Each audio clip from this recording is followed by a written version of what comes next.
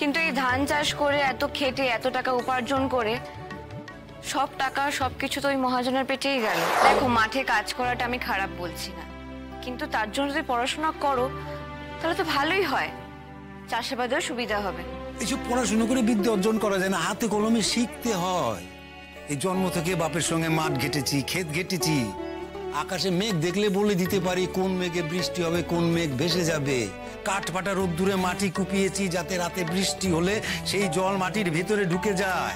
আমি কেন, এই তো এখানকার সব চাষিরাই, এই পরিবারও সেই একই রকম।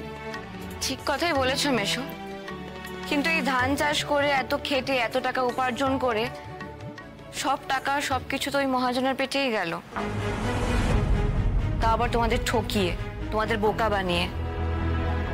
বিদ্যা থাকলে কি এটা হতো? আজই ডাউনলোড করুন আর এনজয় করুন আপনার পছন্দের শো।